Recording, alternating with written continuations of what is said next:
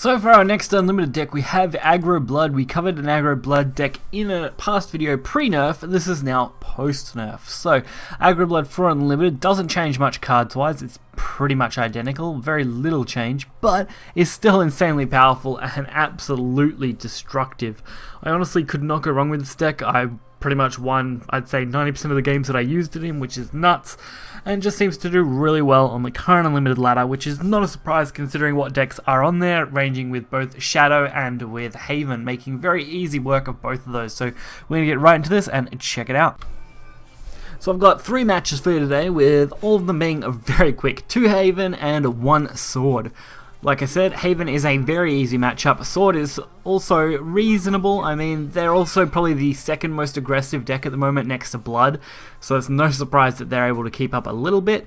And then, of course, Shadow, which I'm not covering today, unfortunately, but maybe next time, as it is just quite solid.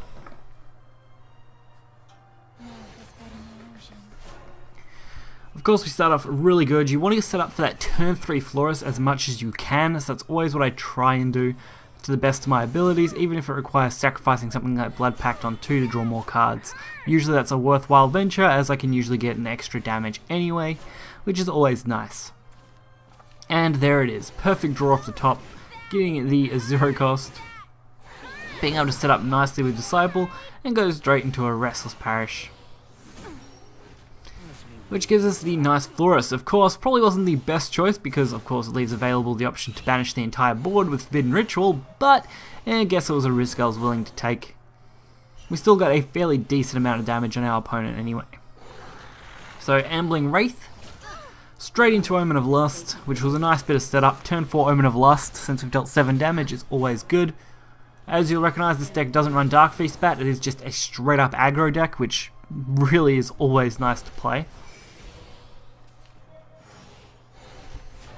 And you can use Wings of Lust really effectively with these cards, I've found, to really bolster your health. Pretty much every match Wings of Lust can come in handy to really buff you up. So this is going to be 7 health restored, putting us back to 18. It does take away Dark General option, but I don't really mind when we're setting our opponent to 4.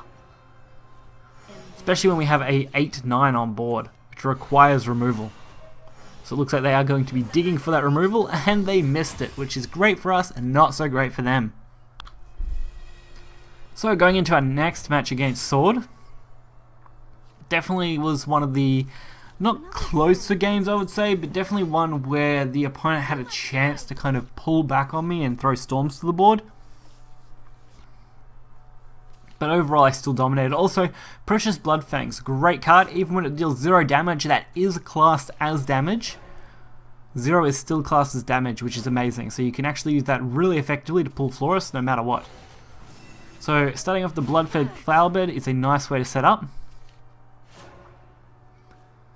But I don't really have anything to use on 2. We've got a perfect turn 3 now with Restless and Precious, but really nothing else.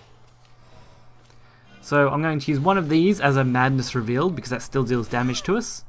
Then we go for the Precious for 0 and the extra Restless for the draw card. I also decide to just throw the 1/1 down. And it gave us our Florist, so definitely great.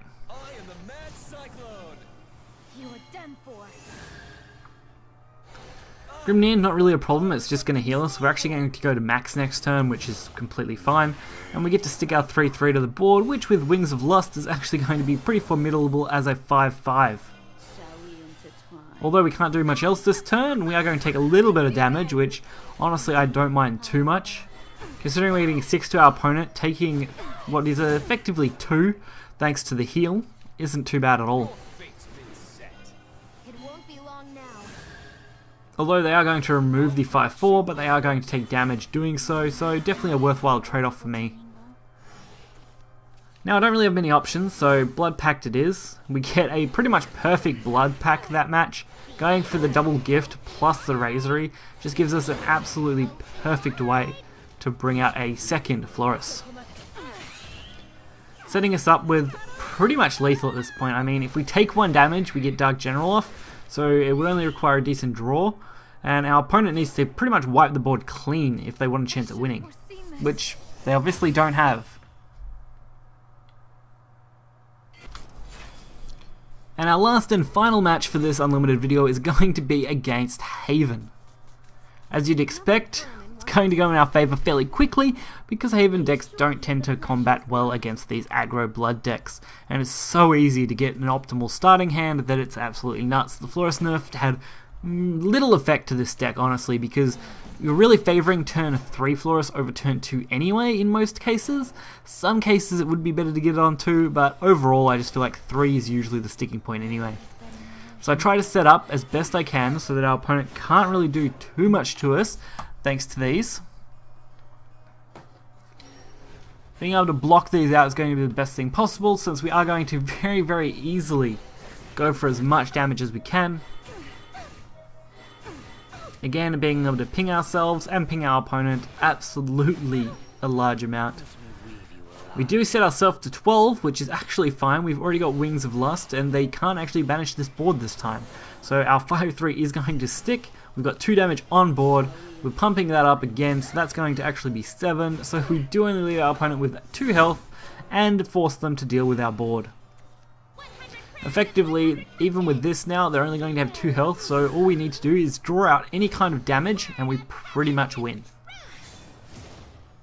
It's going to be very hard to make a comeback from this for our opponent, which is great. It just makes games so quick. Rarely ever do I finish before turn 6, and our opponent did end up conceding. Even though we didn't have lethal this turn, I do feel like we would have been able to reach it in the next turn or so we would have been fine.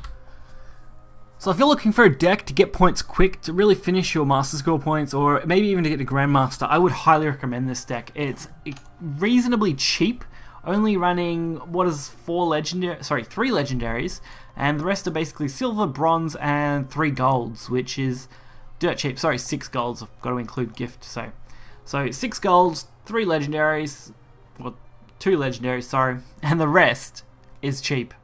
Really effective deck, and hopefully you guys enjoyed this video. If you did, check out the deck list in the description below, hit the like button and subscribe for more content. Until next time, see ya.